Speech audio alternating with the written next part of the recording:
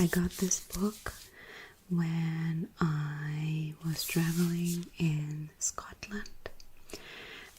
This was the book that I got in Leakey's bookshop.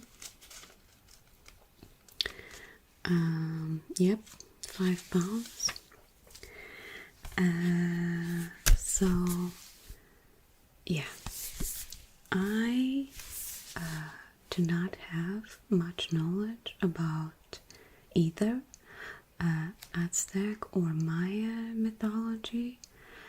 I have heard a few things about it, but yeah, no idea. So we are going to learn new things together today. And so this includes a lot of photos. The book is Mythology of the Aztec and Maya, Myths and Legends of Ancient Mexico and Northern Central America by David M. Jones. So it has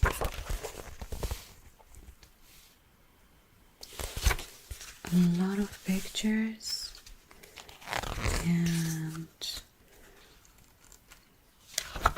drawings and just photos of actual places, which is nice. And it includes A to Z myths and legends of Aztec and Maya. So I thought that the book was amazing because it has absolutely, again, A to Z, as they say. I don't know if it's absolutely everything, but I would hope so. And there's a short description with each and every one of them. Of course, we are not going to read all of them today, okay? Because ain't nobody got time for that. But we are going to read a few myths that are highlighted here as well. So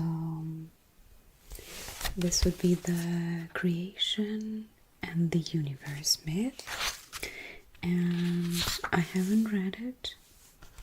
Haven't read it. It's gonna go well. It's gonna go well. Anyway, I'll just start reading. The Aztec and the Maya both recorded an elaborate sequence of creations preceding their own world. The Aztec creation myth comprised 5 successive worlds and suns, the first 4 ending in a cataclysm. The Maya creation story comprised 3 worlds, the first 2 being imperfect, also ending in destruction.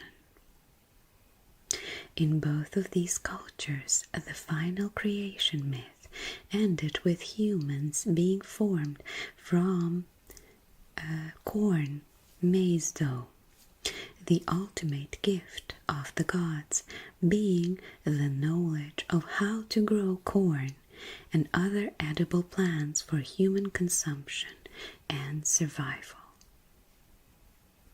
Similarly, virtually all Mesoamericans perceive the earth as the back of a huge reptilian being, a crocodile or a caiman,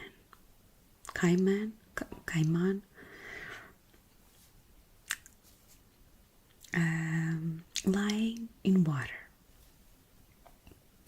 The other parts of the cosmos were above and below the earth, and in both Aztec and Maya sources are described as multi-layered. Maya sources also describe a second concept in which the earth is a huge iguana house, a reptilian structure whose sides, walls, roof, sky, and floor, earth, were formed by the bodies of iguanas. Interesting. The Aztec universe. Teyolohcualoyan.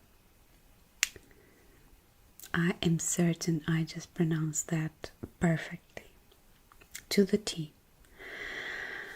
Comprised a vertical stratification of 13 celestial and 9 underworld layers, with the earth in between as the first layer in both directions. The levels were each ruled by a deity, and the celestial deities were each associated with a bird. So I feel like this is the drawing that explains this creation myth of different sections, left, right, and yes. So Aztec creation was based on the idea of 4 successive worlds left, created and destroyed before the Aztec own world, that of the 5th sun. 4 of these suns or epochs of nature are depicted here. The people of the 2nd sun, destroyed by winds, were turned into monkeys. Those of the 3rd sun, destroyed by fire, into birds, and those of 4th sun, destroyed by floods, into fishes, and those of the 5th sun, given the gift of agriculture. That is actually really interesting because, I mean, we do know that there were quite a few global cataclysms and just destructions happening. Indeed, the last of the global cataclysms were related with floods. It's not just just a myth, I guess.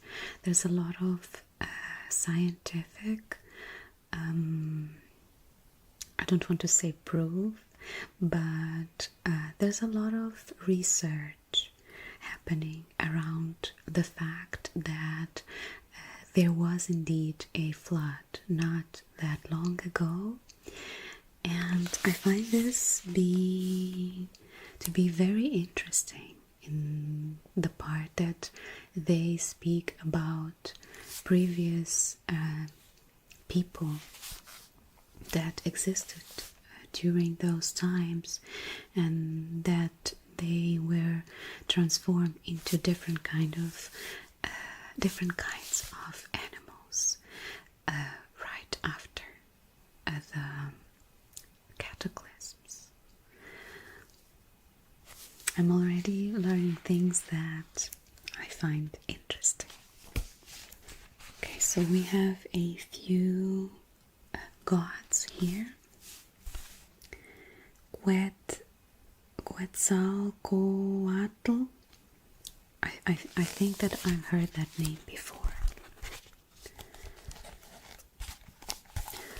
Maybe that's I don't know, takes all my credibility away, but I'm a little bit skeptical about many things, but I do enjoy a little bit A little bit, no. I enjoy watching Ancient Aliens from History Channel, especially the first maybe 2 seasons. Now it's a bit more, I don't know, redundant and repetitive. And also, they're just going for slim pickings, as it looks like. But I just find it interesting, seeing it from a different perspective. So, yeah. And I believe that I've heard this God's name quite a few times in that show. Okay, so he is the plumed serpent, was sent by the gods after the creation of the fifth sun. In his guise as the wind god, Ehecatl, to collect the bones of the fishes of the fourth sun's inhabitants from the underworld. Having completed his tasks, and humans having been created from a paste of the ground-up bones and blood of the gods, Quetzalcoatl, Ehecatl, discovered corn kernels and seeds of other edible plants in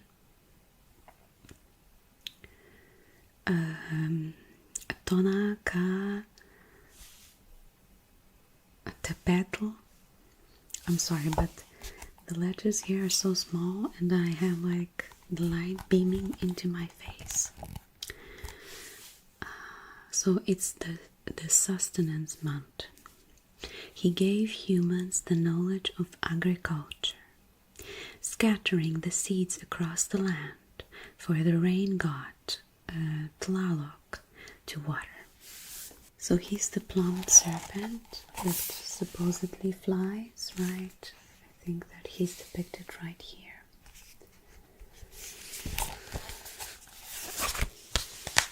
Anyway, so let us continue. Quite a few things that are indeed very interesting. I do want to go through this entire book, hopefully soon. I'm quite curious in general about history, but I find ancient history and mythology very much exciting, and yeah, I enjoy learning about it a lot.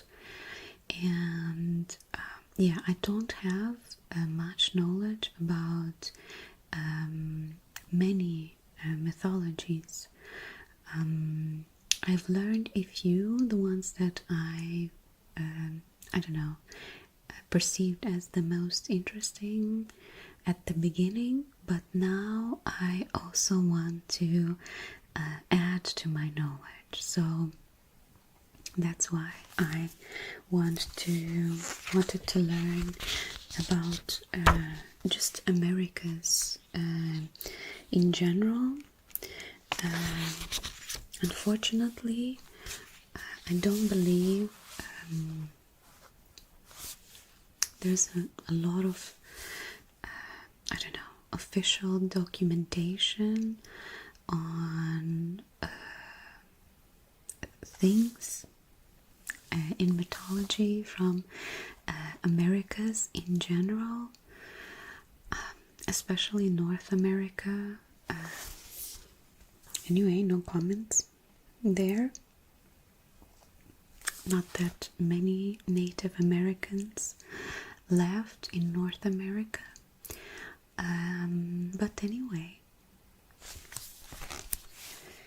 here we have another more extensive one, which is ordering the world. The concept of cyclicity permeated the entire fabric of Mesoamerican culture and society. From the daily journey of the sun across the sky, through the monthly cycles of the moon and the annual pattern of the season, to the superannual countings of days and months according to the motions of the planets and stars, virtually every Mesoamerican act and task was believed to occur under the auspices of celestial movements. Cyclical time directed both man and the gods and goddesses, and regulated all thought, from people's everyday decisions to their worldview to social evolution. Even the world itself had been created in a series of episodes and would ultimately end in a closing of the cycle by the destruction of the fifth sun. Such belief is unremitting. Such belief in unremitting cyclicity was intimately connected to Aztec collapse in 1519-21, and helps to explain their complex and enigmatic reaction to the Spaniards.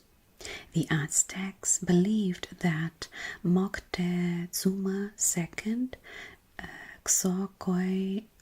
II, Xocoyotzin reign, and the world of the fifth sun would end upon the return of Quetzalcoatl, the man god from the east, who claimed to claim his rightful rule and to create a new world order.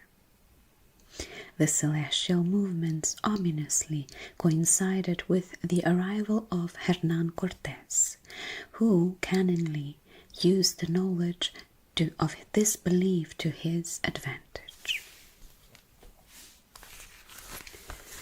And here is the calendar that brought the world to a little bit of panic in 2012. I remember that night.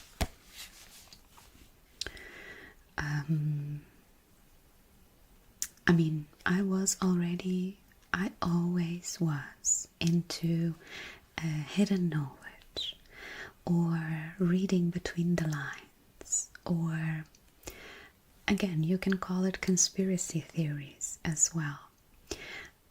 But with my own digestion of the information that I was given. I think that it's very important for people to have critical thinking. With this, I mean, we can consume information and take it always with a grain of salt, and then, of course, understand it from our, again, process of critical thinking. So let's say, I don't know, someone tells me that there was there used to be another star in Big Dipper constellation, and this star was a red giant and blah blah blah, and it used to be visible from the photos I don't know, back in 1920s, but now it's not there. Okay, so that's the story that we are given. I'm not saying that that's a true story, okay? It's just an example. So I hear that information, and then of course I can do my own research, try to find credible sources, also consider how much credibility the source that told me that information is. Have I previous experience from this source saying something truthful most of the times, or do I have any experiences where they try to say something misleading? Anyway, here I am rambling again, but going back to the calendar, right?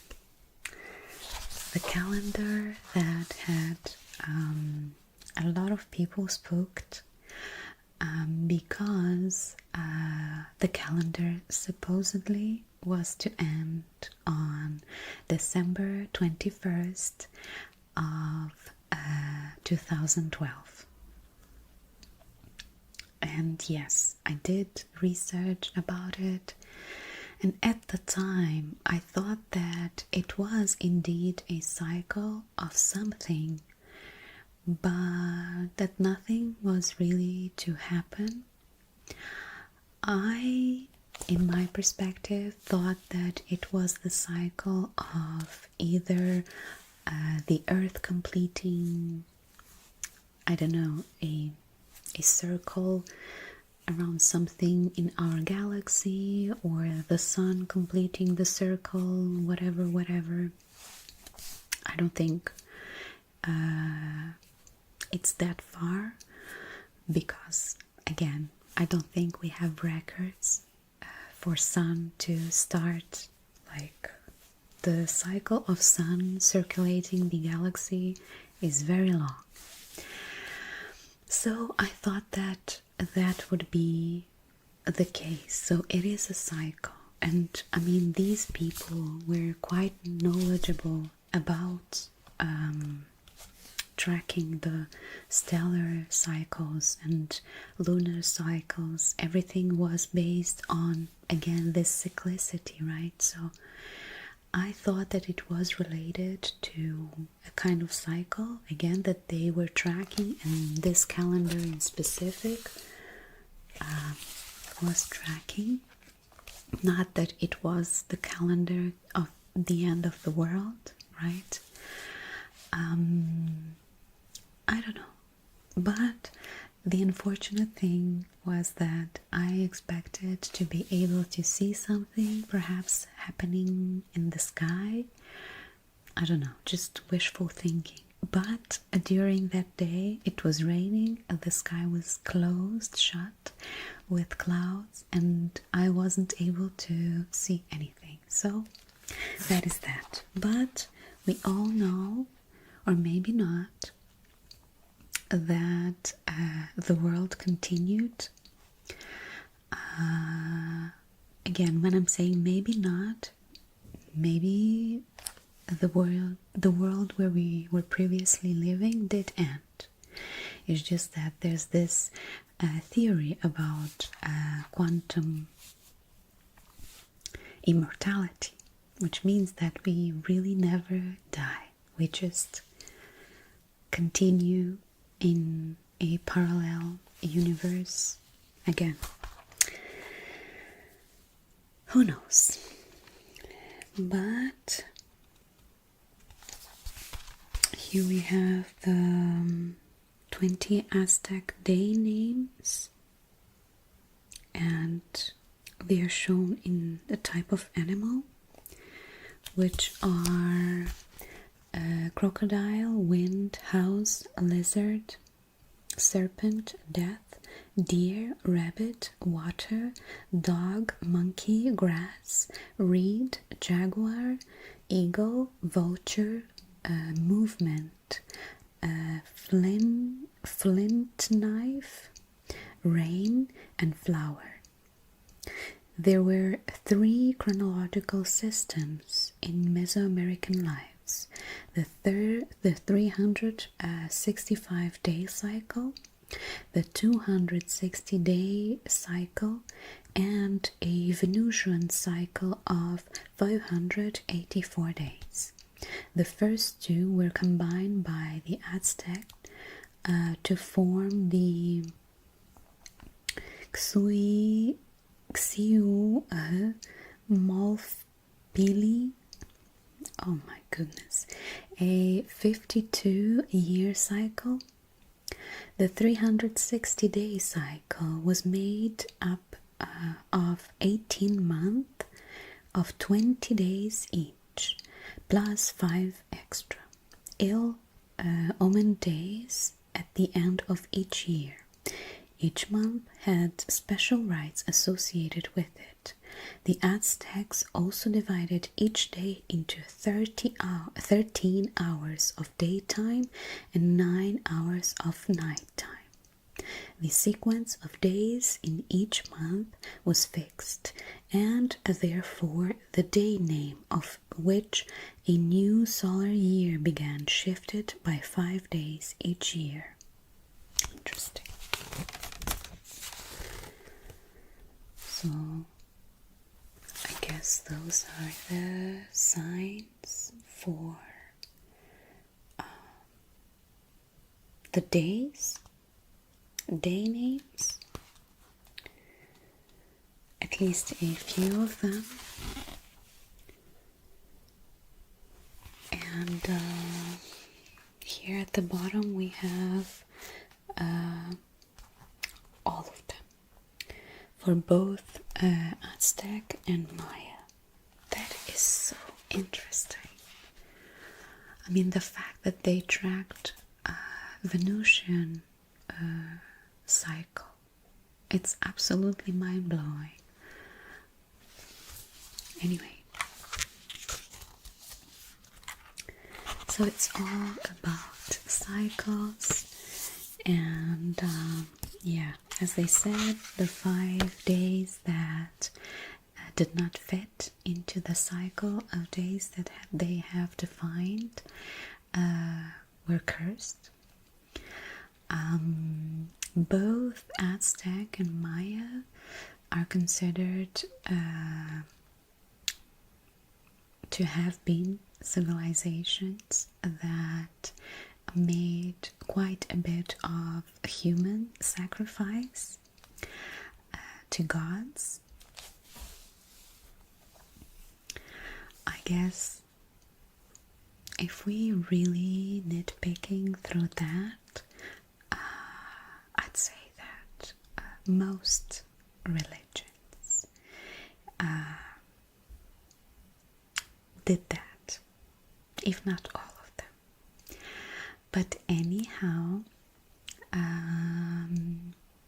so yeah, there were a lot of sacrifices, a whole system, how it worked.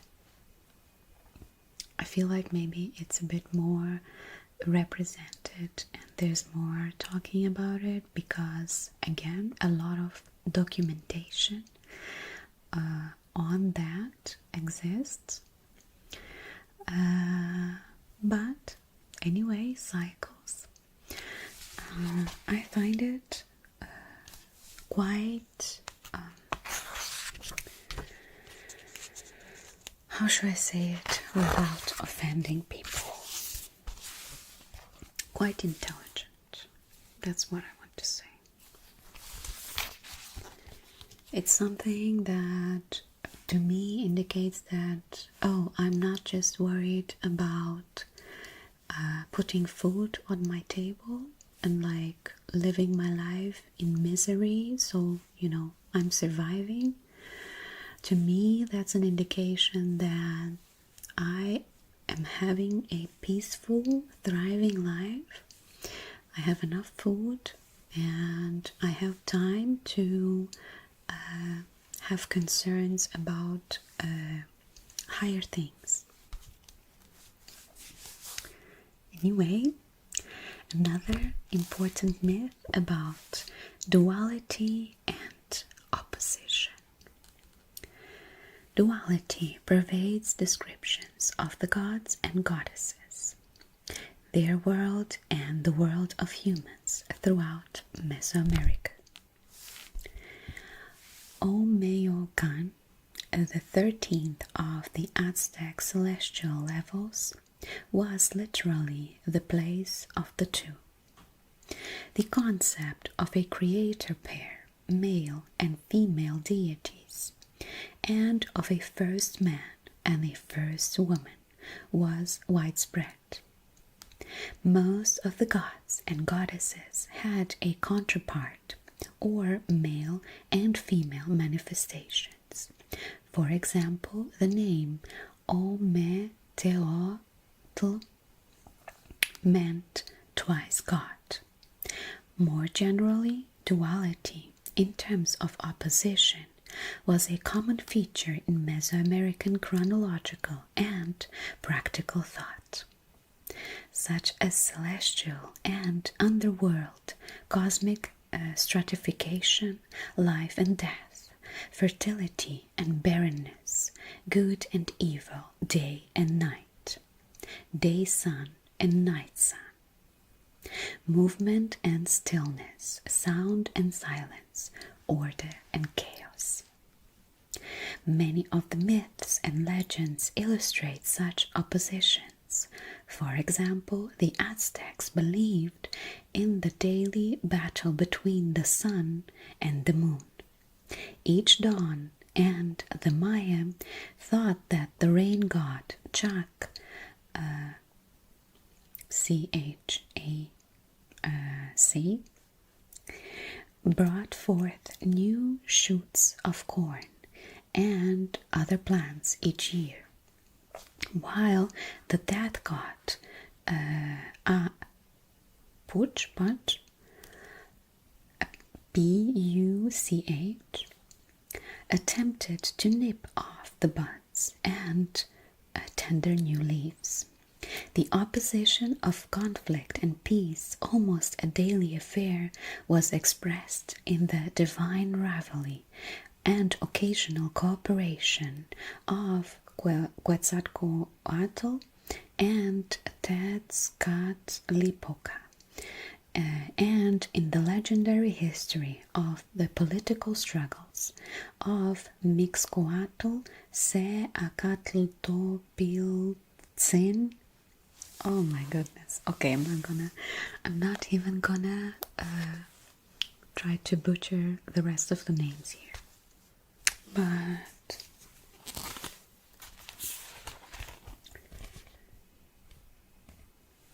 here we have this twice God that they mention. So the representation that each being, or even just natural things in nature, had a duality to it. Again, that there was a creation god and goddess, so a representation of both things in several levels of structure, social structure, and mythological structure as well, religious, etc. So Quetzalcoatl, which is very much spoken about, had his twin Xolotl, our divine representation of duality. One of Quetzalcoatl's principal roles was that of Venus as the morning star who rose from the jaws of the earth monster, as depicted here in a stone stela from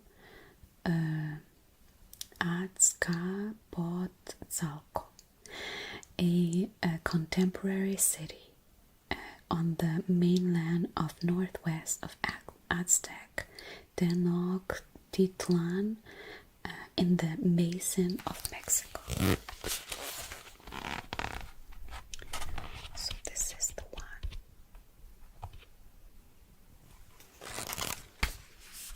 My mic is a little bit on the way, so. But again, another brilliant, like, thought process. Just say. I mean, I already knew that Aztec and Maya were a very, very intelligent civilization. But having all these things just provide a bit more, I don't know, proof about their intelligence. Is very, very nice to see. And now we have another myth about colors and the cardinal directions. The Mesoamerican world, all living things, and the gods and goddesses were grouped according to the 4 cardinal directions on Earth and personified by special colors that were assigned to these directions. The Mesoamerican 5th or 6th cardinal direction was the center and went up to the heavens or celestial layers of the universe and down into the earth and the underworld layers. The numbers 4, representing the 4 horizontal directions, and 5 for the 5th direction, were thus especially important in Mesoamerican cosmology. The Maya center was a ceibe tree, Bombax pentandra, called either Yaxt,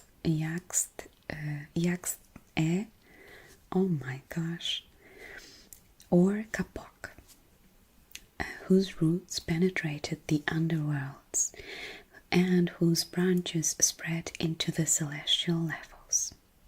The Aztec center was ruled by the god and goddess Ometecuhtli and Omecihuatl, unified as Ometeotl, literally twice God. The color direction combinations varied from one region to another. In addition to colors, the Aztecs also associated particular trees, birds, or animals, day and year signs, deities, and favorable or unfavorable auguries with each direction. For the Maya, death ruled from the south.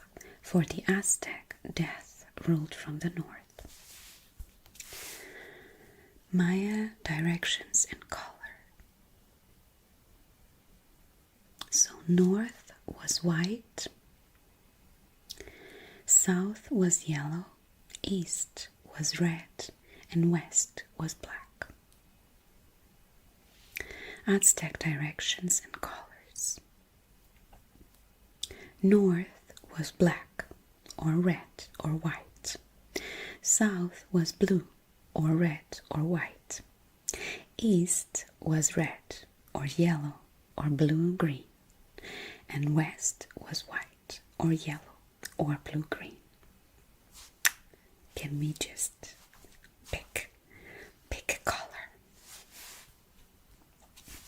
North was associated with the fire god. South was associated with willow, or parrot, or rabbit. East was associated with quetzal, or eagle. And west was associated with a hummingbird, or serpent. Interesting. And here we have, I guess, the writings for all the directions.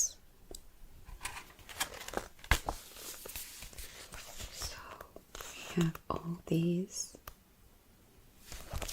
I find it very interesting how they wrote. It's just such a different system. Comparing, for instance, like the writing system developed in Mesopotamia, right? Cuneiform writing. I don't know, to me it truly looks like I'm gonna say this. It just looks like, okay? I don't think that it is actual alien writing. It just looks like something one would find with, I don't know, like in a movie Alien, you know? Seriously. Like, I can totally see that type of writing. I know why it looked like that. Like, they used a specific tool to, like, press it into the clay and stuff. But I don't know, just from visual factor, it looks so different from the writing that we have nowadays. I don't know, maybe the writing that still seems the closest to the ancient writings is like the Chinese and Japanese, not Korean because they are quite recent ones, the adaptation. But yeah, I'd say those perhaps, and still they are really far apart. And also in comparison, like Egyptian hieroglyphs, let's say that they were developed not long after the cuneiform writing was, and the difference between them is just like night and day. But also going back to my point, this is the type of writing that these people living thousands of years ago were using. Like, I don't know, to me it's just something so complex. Like, it would take me, I don't know, maybe, let me see it, maybe half an hour to write that. Of course, with practice and all, one could write it a bit more fast, I guess. But still, like, in comparison to our letters, let me just picture this. You are an intelligent alien being, and someone shows you the word written, north, as we write it, right? And then they show you something like this. And you look at that and comparing the both of them, right? The writing as we do it now, north, and then these pictures. I mean, I say pictures, but okay, let's call them pictures, okay? I don't know, it just would look to me that north, written how we write it nowadays, looks so much more archaic and like something that, I don't know, someone with a very, like someone who's very simple-minded would write. Although maybe one could think also the other way around. Someone who's really, really smart would find a way to simplify things, and so writing it north, how we write it with our letters, simplifies things in a way to, I don't know, I'm just trying to find an argument. Because to me, how did we go from this to writing the the simple symbols that represent letters nowadays. It just blows my mind. How did that happen? Anyway, I have a friend, he studies languages and stuff like that, and I just enjoy the process of how these things happen. But anyway, let us find maybe another one of the main myths. Right, and here it is. It is the myth of death and sacrifice. Mesoamericans learned to control their environment to some extent through agriculture and city living. Nevertheless, death was ever present. To the Aztecs and other Central Mesoamericans, death in battle for men, in childbirth for women, and in human sacrifice were considered particularly honorable. The Maya, in contrast, feared death greatly, even though warfare and conquest were frequent, and the bereaved expressed extreme mourning, weeping silently by day and giving out shrieks of grief during the night. The Aztec underworld was called Mictlan. The Maya equivalent was Mitnal or Xibaba. Sacrifice, in terms of time given to participating in special ceremonies as auto-sacrifice and as offerings of flowers, animals, or humans, was congenital in Mesoamerican culture.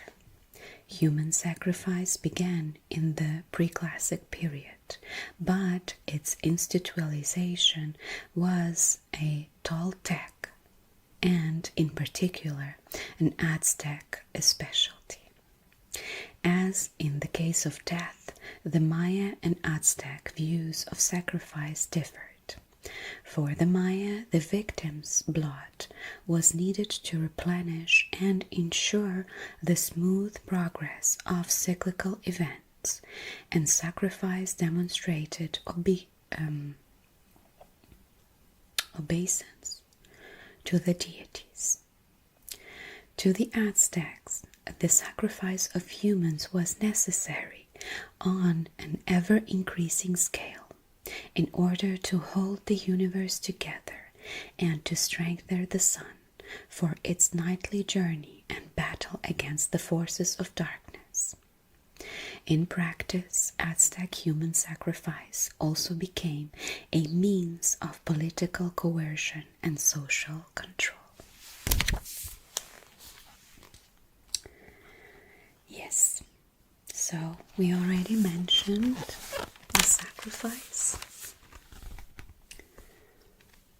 Don't want to show it too close because it's at least one of the pictures is quite graphic. But yeah, I think it's curious to know that they had these different perspectives on how sacrifice or why sacrifice were made, and yes, it does seem like Aztecs were quite a bit more inclined for the sacrifice, with the, again, ever increasing need for sacrifice in order to keep the world going. Another one, twins and culture heroes. Many cities in ancient Mesoamerica had special patron deities, and for some, it is difficult to separate the god from a legendary hero of the same name, who benefited the city in some way. The stories in the highland Quiche Maya sacred book Popul Vuh of the twins Hunahpu and Vukub Hunahpu, and of the hero twins Hunahpu and Xabalanque, and of their journeys and conflicts with the underworld lords and involvement with creation, are just two examples of culture heroes who provided an exemplar to Maya rulers in their relations with the gods. Other heroes who provided inspiration or who embodied tribal and legendary history and claims to lineage might have been the end product of conflated histories that originally included several rulers and heroes. Such might have been the case of Mixcoatl, the Toltec founder of Culhua, and with his son Se-Acatl Topiltzin, and the man god Quetzalcoatl or Kukulkan, founder of Tolan, Tula, and of Chichen Itza. The Mexican Aztecs deliberately sought marriage alliance with the Culhua, accepted rule by a Culhua prince in order to secure their claim to Toltec ancestry and lineage. These and subsequently rewrote Toltec history to suit and support their claim. In another example, to the Tlalhuica Aztecs of the Valley of Morelos, south of the Basin of Mexico, the god hero Tepoztecatl delivered the people of Tepoztlan from the dominance of the city of Xochicalco. Right. It's not uncommon that people, humans, in their want or need of support from gods, create these associations or marriages with gods.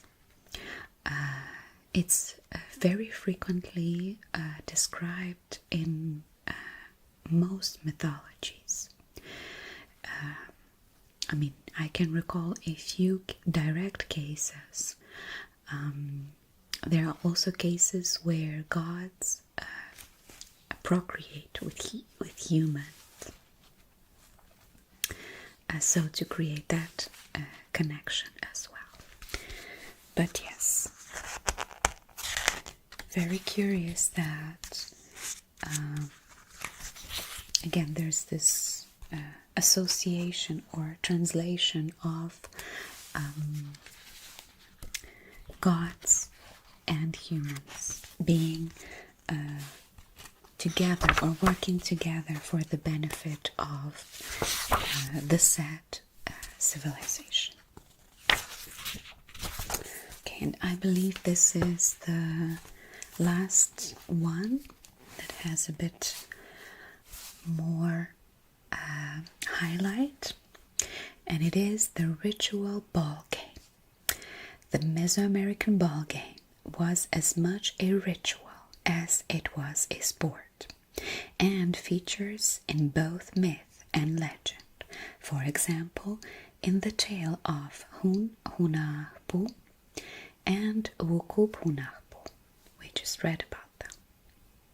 Stone-clad ball courts formed an integral part of ceremonial complexes, and many cities had several courts. Versions of the game using dirt ball courts spread to native cultures beyond Mesoamerica. northwards into US Southwest and eastwards to the Caribbean Antilles. The game originated in the pre-classic period, and by the middle classic period it had become a state cult in which human sacrifice played a vital part, with the losing team or captain as the victim. It was especially important to the warrior cults. So there we go.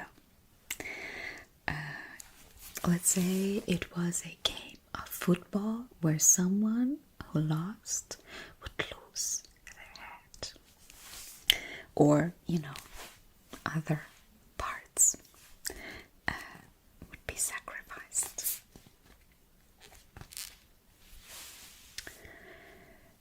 But here we have a ball player depicted. Were frequently portrayed in several media, including ceramics and stone. Ceramic models of players were from the island of Jaina in the Gulf Coast region, and the Maya frequently included sculptured stone panels of players on their ball courts and other buildings. Both players shown here are early post-classic period in date and show the typical gear of the player for protection: belts, waist and hip pads, knee and waist pads, and fancy headsets. So these are the dressings of the ball players.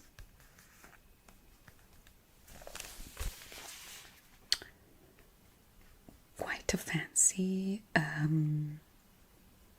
headpiece, I'd say, in both cases, because this is some probably feathers, and this is the ball court. So we're football or soccer.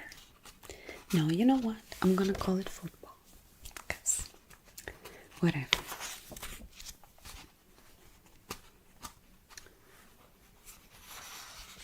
And here's also a chronology.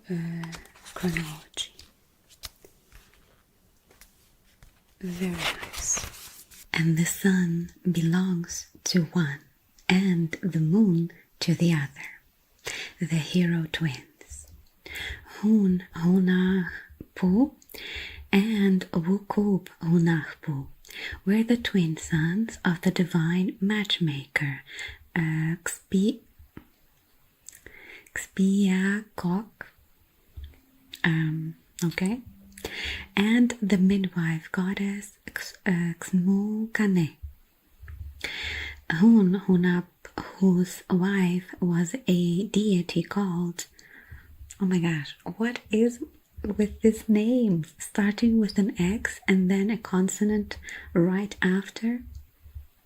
Like, seriously, how am I supposed to read that? Was a deity called Xba Kiyalo, and together they had twins, Hun Choven and Hun Bats. The twins, boisterous, ball-playing, attract the ire of the Lord of Xibalba, a deadly underworld of disease and decay. The lords lured the twins to the underworld to play the ball game against them. Before the game could take place, however, the twins were subjected to a series of challenges. When they failed, they were sacrificed and buried beneath the ball court in the underworld. Hunahpu was decapitated, and his head hung from a calabash tree as a warning to those who might cross them. Even after death, he retained his potency. His spittle dripped into the hand of a moon goddess, Exquique, Squeak, squeak.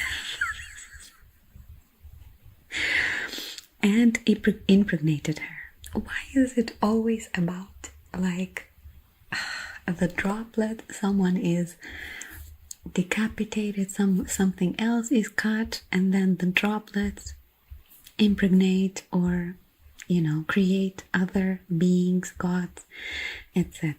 Why? Anyway, Ixquique and impregnated her.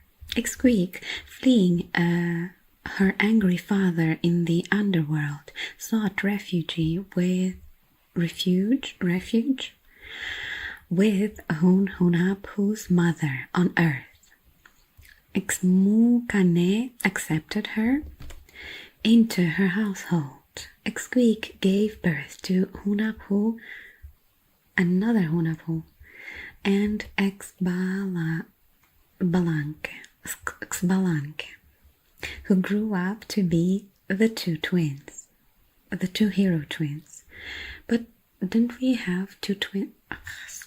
Anyway, young Cunning. The hero twins' older half-brothers, Hun Chauvin and Hun Bat, worried that the new arrivals would overshadow them and tried to kill them. They forced Hunahpu and Xbalanque to hunt for them, but the twins used the slight to get the better of them. They told Hun Chauvin and Hun Bats that some birds they had shot were caught in high branches and had not fallen down. When Hun Chauvin and Hun Bats climbed to get them, the tree grew so tall that they were unable to descend. Marooned there, they turned into monkeys, but were so embarrassed by their new appearance that they ran away from home. This doesn't make any sense whatsoever. So, didn't we just read that the first twins were killed by the gods of the underworld? But now they are supposedly fighting with the second set of twins? I don't know. I'm just here to read, right? Anyway, taming unruly gods. The storm god, Huracan, like hurricane? Wow. Asked the hero twins to defeat the boastful macaw god Vukup Kaquix, who claimed that his metal nose was the moon and his shiny nest the sun. The two hero twins approached him while he was feeding in the tree and shot him with the blowgun. He got away, so the two twins turned to trickery. They persuaded two elderly gods, Great White Peccary and Great White Coati, to approach Vukup Kaquix, posing as healers. The macaw god accepted their help, but they pulled out his ornaments and replaced his eyes with corn kernels. Robbed of his splendor, he perished. My gosh, this is like so dark. What is happening? I don't remember reading things like that.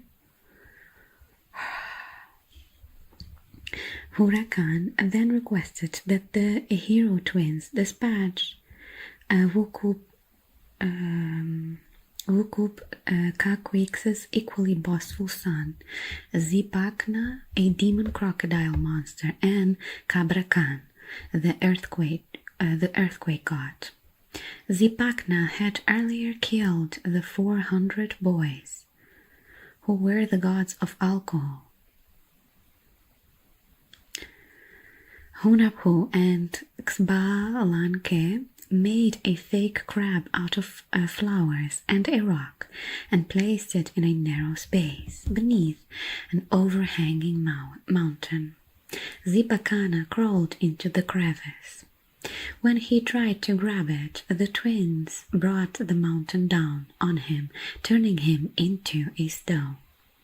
Zipacna's brother, Cabracan, the earthquake god, prided himself on bringing down the mountains. The hero twins told him that they knew of a perpetually growing mountain. Kabra Khan demanded to be shown it so he could destroy it. As he followed the two twins, the hero twins, he grew hungry. They fed him a roasted bird they had enchanted. When he ate it, he grew weak, and the hero twins tied him up and buried him. Now he held up mountains rather than destroying them. Okay, these hero twins, I'm not finding them heroes at all. They just seem like mafia errand boys, you know? Like seriously, where is the hero part? Anyway, final match. One day, as the hero twins played ball, their noisy playing once again disturbed the lords of the underworld, who summoned Hunahpu and Xbalanque to another game in the underworld. The lords of the underworld won the first match, and the hero twins had to spend a night in Razor House, which was full of sharp stone knives that moved on their own accord. The hero twins survived by persuading the blades to stop moving. They survived the drafts and hail of the cold house, and the beasts of the jaguar house, and the flames of the fire house. Their final trial was the bat house. Bat? Disaster struck when a bat swooped down and beheaded Hunahpu. Xbalanque made a new head for his brother using a squash or gourd, and the hero twins resumed play, using Hunahpu's head as the ball. Brah. The hero twins distracted their opponents, reattached Hunahpu's head, and won the match. Furious of their defeat, the lords of the underworld plotted to kill Hunahpu and Xbalanque by burning them in a stone pit. The hero twins had been informed of this plan and willingly jumped into the flames. Their bones were ground down into powder and dumped into a river. After 5 days, they were reborn as catfish and then took human form. The hero twins wandered the underworld as anonymous vagabonds and won great fame as wizards. The lords of the underworld summoned them to perform, not knowing they were the hero twins. In their show, Xbalanque seemed to sacrifice Hunahpu, rolling his decapitated head along the floor, removing his heart, and then bringing him back to life. When Hun Kame and Wukub Kame demanded the trick to be done on them, Xbalanque and Hunahpu promptly sacrificed them, revealing their true identity as the hero twins. They refused to resurrect their victims. From then on, they declared the underworld to be no more human. There would be no more human sacrifice to the lords of underworld. The hero twins then ascended into the heavens. Xbalanque became the sun and Hunahpu the moon. This brought the cosmos into a present order. Okay, I don't know if I get it, I guess, but right. So I think this is related to the sacrifice that was obviously very much present in Aztec, Maya, and all the other American or Central South American cultures.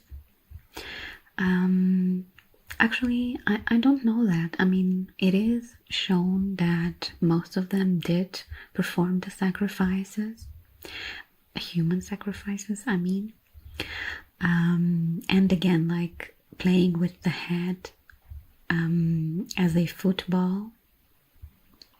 So yeah, okay. I mean, I understand now a little bit where the hero terminology comes from. If they really won this battle against the lords of the underworld, which were the ones who, I don't know, demanded the human sacrifice to be made. So I understand a little bit why they would be called heroes, right? But on the other hand, like, where did, because we obviously know that the gods of the underworld did not say directly, hey, why don't you make us a sacrifice? And we want the sacrifice to happen on, I don't know, like a periodic, in the periodic frequency, right? I don't know, on a monthly basis. We know they did not say it, right? If they did, then okay. But it did come from people, right? So it was the people who were doing it. I don't know why I'm going that much into that. It just was, for me, this story was a bit difficult to digest, and it's so like I don't know, kind of grotesque, right? I hope that, you know, YouTube gods will forgive me for all this mayhem, but again, it's mythology, not me, right? There's a section here that says interpreting the hero twins. Some scholars have challenged the interpretation of Hunahpu becoming the moon. This is because the Maya generally view the moon as feminine. As such, it is suggested that Hunahpu actually became Venus, the morning star. Another tradition sees the hero twins as representing different phases of the sun, Hunahpu symbolizing the day and Xbalanque the night. There is even a theory that proposes that Hunahpu only represents the full moon, and that his mother, Xquik, accounts for its other phases. Other interpretations paint the myth as an exploration of the possibility of rebirth through the rite of sacrifice. Many of those uncertainties stem from the Popol Vuh itself. Even though it draws on an ancient myth, the original Mayan text was composed decades after the arrival of the Spanish, which may have led to inconsistencies in its content. Right. So it can also be a story that is related to the arrival of Spanish, right? So maybe Maya were performing sacrifices up until the Spanish arrived, and then these hero twins are the Spanish, some like two commanders or two men that were in charge, right? And I don't know, they started forbidding Maya culture and traditions, and again, which included sacrifices. So that could be it as well, right? I'm not sure if the next chapter is already for Aztec and the Maya section is over, but the title is So Then the Sun Went into the Sky, the Legend of the Five Suns. And I was right, this is Aztec already. In Aztec mythology, the present world was not the first to exist. It was preceded by 4 others. Each world began with the creation of a new sun and ended with its destruction. Our world, therefore, is the 5th sun. Before the creation, there was Omteotl, who resided on the highest level of heaven. The deity, whose name means dual cosmic energy, was both male and female. Ometeotl gave birth to the first generation of gods. Tezcatlipoca, Quetzalcoatl, Xipetotec, and Huitzilopochtli.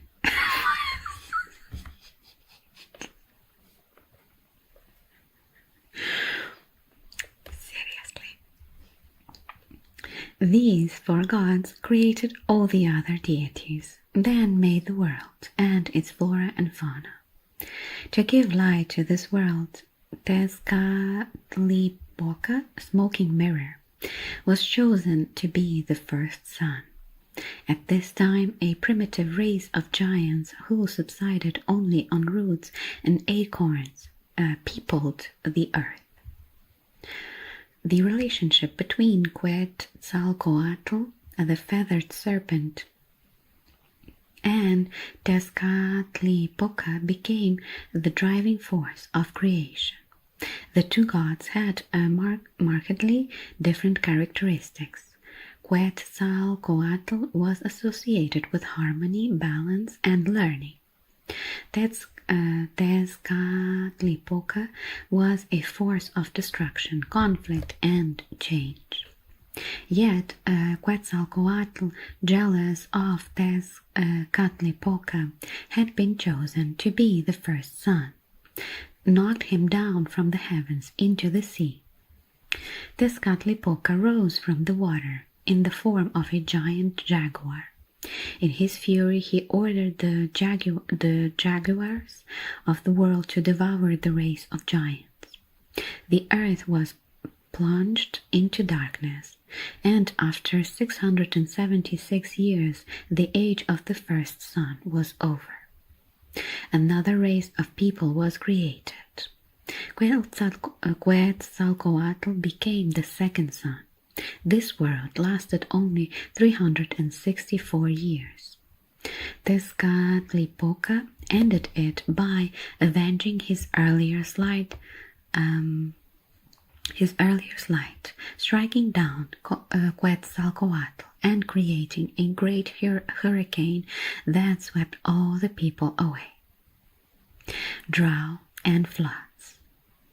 As Quetzalcoatl and Tezcatlipoca had selfishly brought disorder to creation through their rivalry, the other gods decided that someone else should have the honor of being the new sun. The third sun was the rain god, Tlaloc. He was married to, Xochiquetzal, goddess of beauty. Their union ended when Tezcatlipoca kidnapped and seduced Xochiquetzal. Mourning his beloved wife, the grief-stricken god refused to send down rain to nourish the earth, and the world became parched. The people continuously besieged him to end the drought, but to no avail. Tired of their appeals, Tlaloc instead sent down torrents of fire that turned the world into ash. The third sun was the shortest lived of all, existing only for 312 years. When Tlaloc remarried, taking, I cannot with these names, Chalchiuchtlicue, the goddess of streams and still waters, as his wife, Quetzalcoatl allied himself with her, and she became the fourth sun. Tezcatlipoca, however, again helped to bring an end to this world. He told, I'm not reading that again, the girl who became the fourth sun, she did not sincerely love the people of this fourth world, but was only benevolent because she wanted their praise. The girl who was the fourth sun, cried so hard that her tears created a great deluge that flooded the world and lasted for 52 years. All but 2 people were turned to fish. The couple who survived were called Tata and Nene.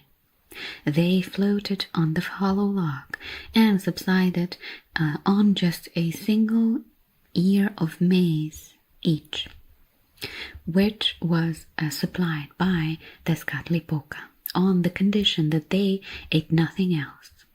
As the flood waters subsided, Tata and Nene caught a fish and roasted it, defying Tezcatlipoca's instructions. When the god found out, he turned them into dogs. The fourth sun then ended and had lasted 676 years. So we have the 5 suns. The 5 suns that were first Tezcatlipoca, which was a god, and it lasted for 676 years, the age of first sun. Sun as in the star, sun. Second sun was Quetzalcoatl, and it lasted with him as the sun for 364 years.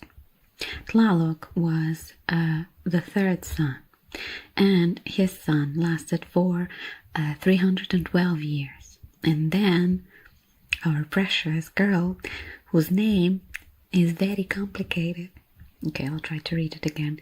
Chalchiuhtlicue was the fourth sun, and her sun lasted for 676 years.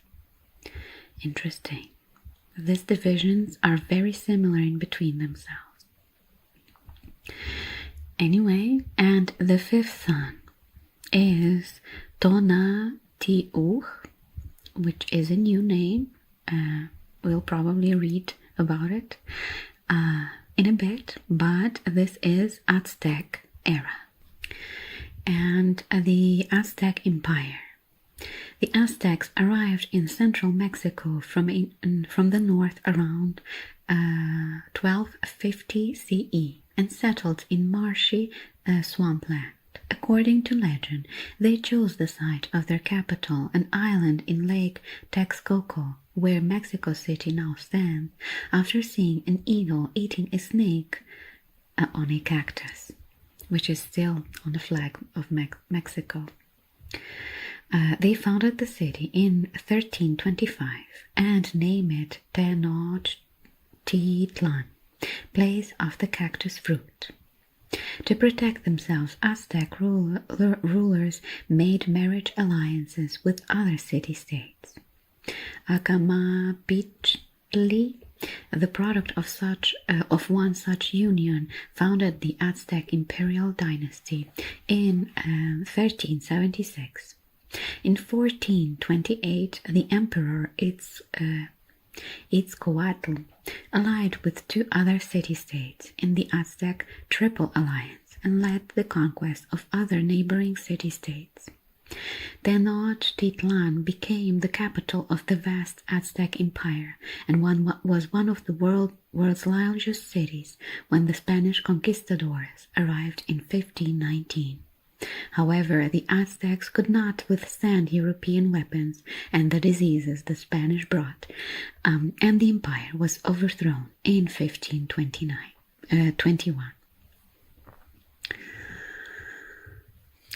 Yes, that is true.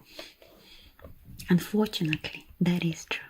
If only had the Spanish and Portuguese and all of the other colonial powers at the time stay put, right?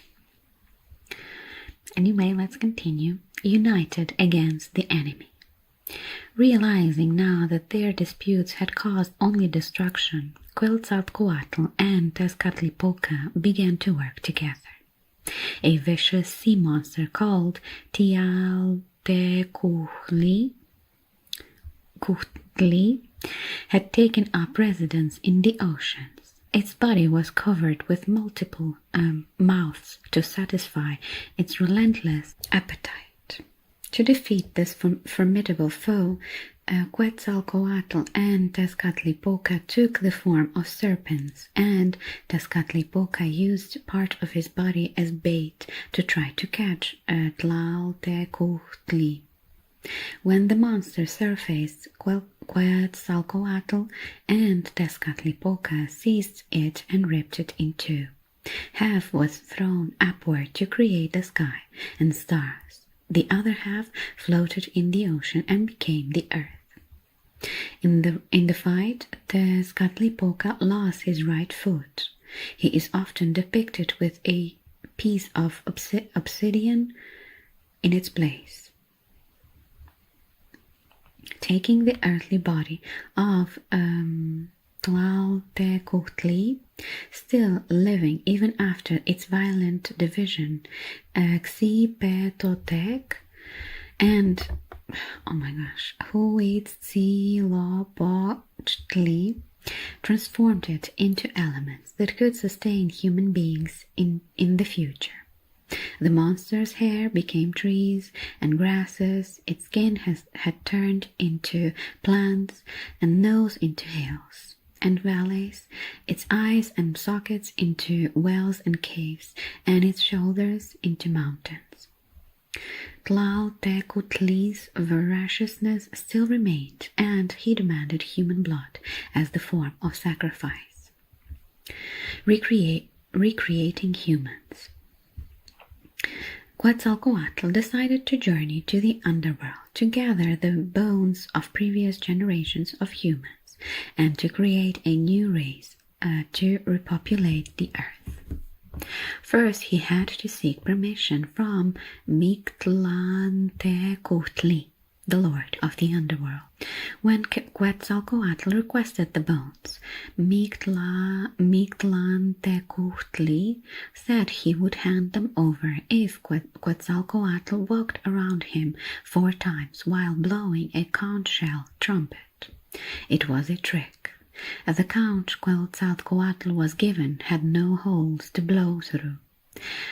Undeterred, the god accomplished the task by using worms to eat holes in the side of the shell and placing bees inside to make it hum. Quetzalcoatl is often depicted with a conch shell on his chest. Intense. This is a whole other level of intense, while comparing these, for instance, with Greek or Egyptian myths, right? A whole other level of intense. I don't know which one is worse, but seriously. Anyway, his plot foiled, Mictlantecuhtli handed over the bones, but then sent servants ahead of Quetzalcoatl to dig a hole to trap him. On his way back to earth with the bones, the god stumbled into the pit. He clambered out, but in the fall the bones broke into pieces. Quetzalcoatl sought the help of the fertility goddess, Cihuacoatl, who ground down the bones and poured the dust into her cauldron. The gods then gathered round and pierced their bodies, letting their blood flow into the bone meal. From this mixture they created the present race of humans, whose first woman and man were called Oxomoco and Sipactonal. Cute names. Like, seriously, who in their sane mind said that this was the easy thing to pronounce? I mean, don't take me wrong, okay? It's not like I'm saying that the languages are easier today, but like, I speak a few languages with different roots, like coming from, different places in the world, and I I never in my entire life had such a difficulty to read and like my brain trying to place the pronunciation. Seriously. Anyway, feeding the new world. The newly created human race needed food. Quetzalcoatl spotted a red ant carrying a maize kernel. He followed it until it disappeared into a crack in the mountain. Mount Popocatépetl. Popocatépetl, the mountain of sustenance. Quetzalcoatl was so curious about what lay within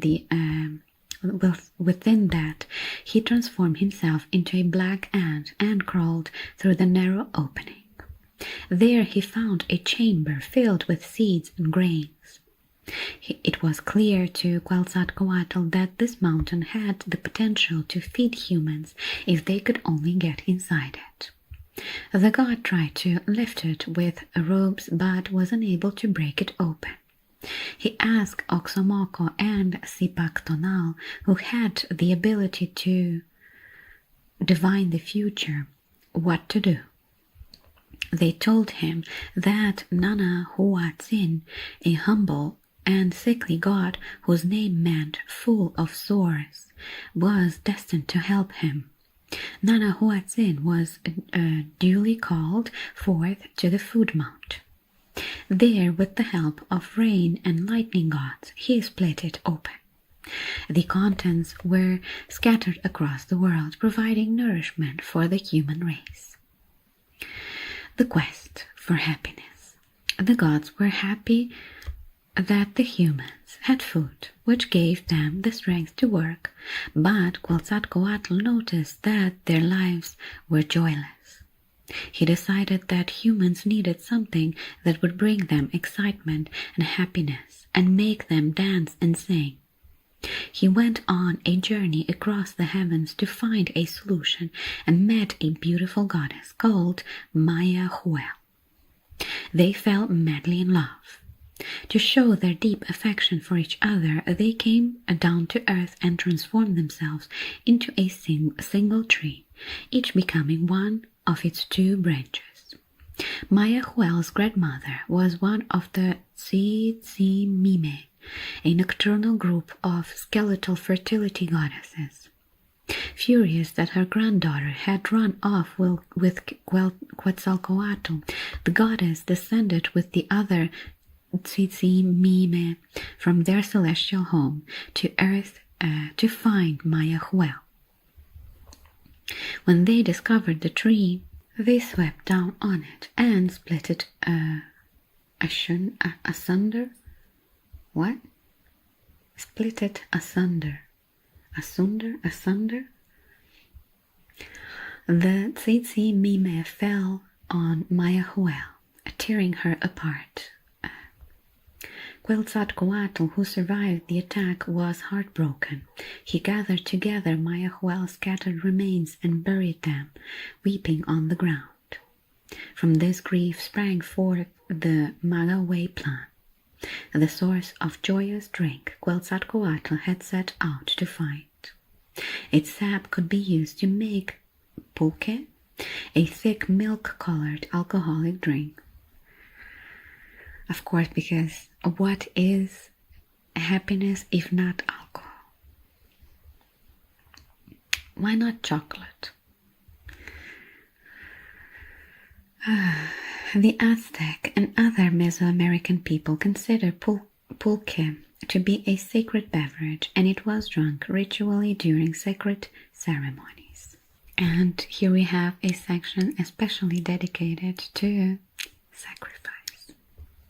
Blood and sacrifice.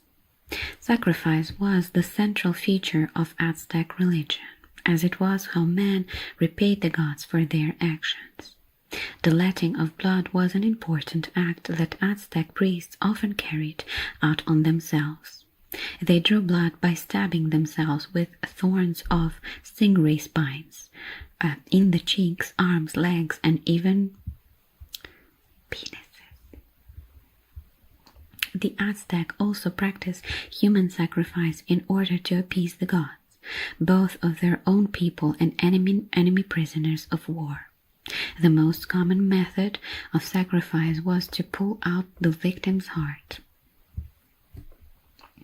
The process was carried out on an altar at the top of a temple, where the victim was held down by 4 men, while a specifically trained priest plunged a flint knife into the ribs, allowing the heart to be extracted. In each 18-month cycle, Aztec priests would sacrifice one person in this manner each month, killing thousands of people each year.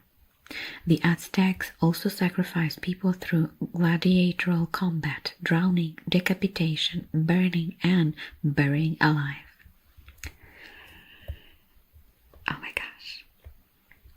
So most sacrificed people were women and children, as well as conquered warriors were among the victims sacrificed by Aztec to appropriate the gods. Didn't I say that this was a whole new level of intense? My gosh. The 5th sun. The world was still in darkness. A council of gods gathered in the city of Teotihuacan to determine who would become the 5th sun and provide light for the humanity. Whomever was chosen would have to sacrifice themselves by jumping into a huge fire from a high platform constructed above it. The first contender was the haughty and rich god Tecuztecatl, a god of Tlaloc and a son of Tlaloc and not her again. Chalchiuhlicue. So she was the 4th son. The poor and sickly Nana Huatzin also volunteered for the honor, albeit reluctantly. Oh my gosh, I cannot. All these names are seriously messing up my brain. Before the gods chose, the 2 contenders had to fast and purify themselves by ritually shedding blood. Oh my gosh. Tecuztecatl ostentatiously burned costly incense. When the time came to let his own blood, he lay down on feathers instead of the customary branches of the fir tree and pulled jade spines from a gold bowl of brick and pricked it to prick his skin. In contrast, Nana Huatzin used the thorns of a maguey tree, plant to draw out his blood.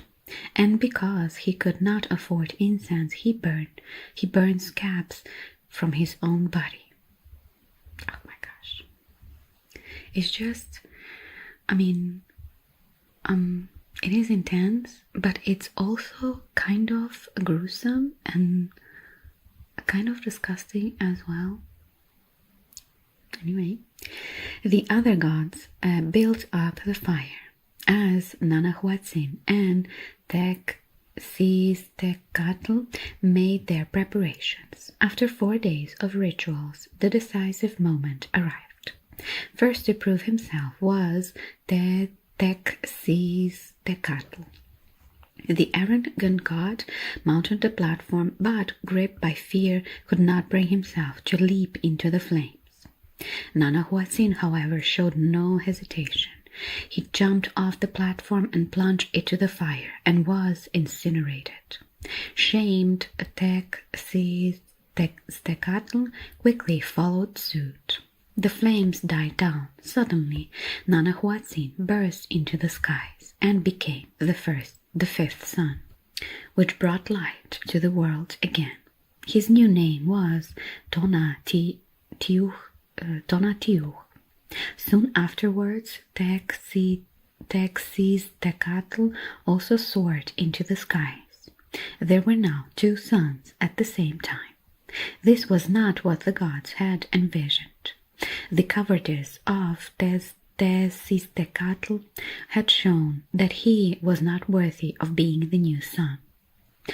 Papaztag, the god of sacred drink pulque, threw a rabbit at Tezcatl's face. It dimmed his light, ensuring he would never shine as brightly as the sun. He became madly the moon, which still bears the imprint of the rabbit. What? Let me think. Let me imagine the moon.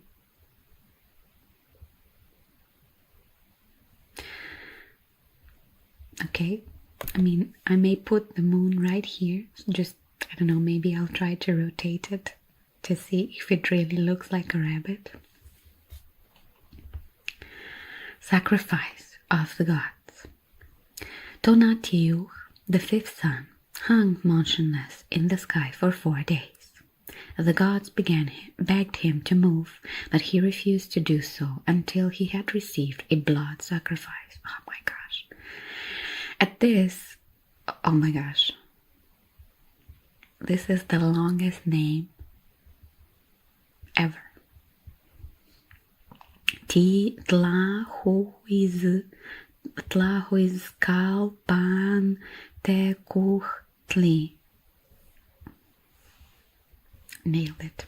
God of the planet Venus grew angry and launched a dart at the sun, using an Aztec tool that increased the velocity of projectiles. The dart missed. Tonatiuh threw a dart back at, oh my gosh, the person who threw the dart, and it pierced his head, turning him into a god, oh my god, okay, I give up, I give up, who spread frost with the dawn. The gods realized they had to make an offering to persuade Tonatiuh to move. Numerous gods offered themselves to Quetzalcoatl, and he removed their hearts with a sacred knife. Their blood ensured that the fifth sun moved through the heavens. The gods had sacrificed themselves to help mankind. The Aztec believed this sacrifice by the gods was the key to survival of the humanity. Aztec warriors had the responsibility to capture enemies to sacrifice to Tonatiuh.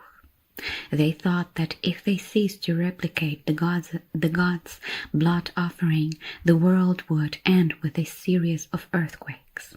Only act of sacrifice could ensure that the fifth sun kept moving across the sky and the world continued to exist. There we go. I think this is the last chapter for Aztec. We only have a slightly smaller section here for Teotihuacan. The city of Teotihuacan was a place of pilgrimage for the Aztecs, who admired its magnificent ruins and thought it the cradle of civilization. Teotihuacan, the place where the gods are created, is the Aztec word for the city. Its original name is lost to us. Okay, the city lay 48 kilometers or 30 miles northeast of their capital, Tenochtitlan, and had been built between the 1st and the 7th century CE. At its peak in the mid-5th century, it was probably the largest city in pre-Columbian America. What?